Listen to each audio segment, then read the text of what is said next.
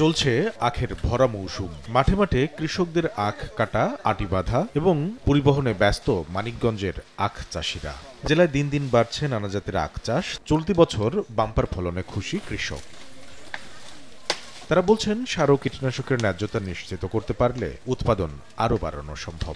কয় বছর বেশি টাকা পাই নাই, এবার ফলন ভালো, আবার দামও বেশি, এবার কিছু টাকা পাওয়া যাইতেছে। আখটি বড় হয়ে এটার মারা যেতেছে, এর কোনো প্রতিষেধক আমরা পাইতেছি না। কীটনাশকের যে দামটা নির্ধারিত করা হয় নাই, ব্যবসায়ীরা যে যার মতো বেচতেছে, কৃষকের খুব ক্ষতিগ্রস্ত হইতেছে। আমাদের তুলনায় যারা এই যে খুচরা বিক্রি করে তারা অনেকগুলো টাকা বেশি পায়, তারা লাভবান হচ্ছে। জেলার চাহিদা মিটিয়ে মানিকগঞ্জের আখ যাচ্ছে পার্শ্ববর্তী জেলা সহ দেশের বিভিন্ন অঞ্চলে। যদিও মাঠ থেকে প্রতিটি আখ 20 টাকা বিক্রি হলেও বিভিন্ন হাত ঘুরে তা ভোক্তার হাতে পৌঁছায় 70 থেকে 80 টাকায়। 20-22 টাকা 25 টাকা কিনতে হয়।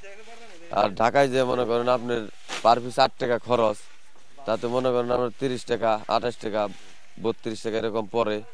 হ্যাঁ, আবার মনে করেন 30-35 টাকা করে কিনে নেয়, নিয়ে হারলে আরো পাইকারে কিনে নেয়। এইভাবে আস্তে আস্তে খালি বলতেই থাকে। অনুকূল আবহাওয়ায় আখের ভালো ফলনে এবছর 50 থেকে 60 কোটি টাকার আখ বিক্রির লক্ষ্যমাত্রা রয়েছে বলে জানিয়েছে জেলা কৃষি সম্প্রসারণ অধিদপ্তর। রাজধানী শহরের নিকটবর্তী হওয়ায় এখানকার উৎপাদিত আখগুলো খুব দ্রুত সময়ের ভিতরে রাজধানী সহ পার্শ্ববর্তী অন্যান্য জেলাগুলোতে চলে যায়। তার আখ উৎপাদনকারী যে কৃষকরা রয়েছে তারা আর্থিকভাবে বেশ লাভবান হবে বলে আমরা আশা করছি। কৃষি সম্প্রসারণ অধিদপ্তরের তথ্য, চলতি বছর জেলায় 524 হেক্টর জমিতে আখ চাষ করা হয়েছে।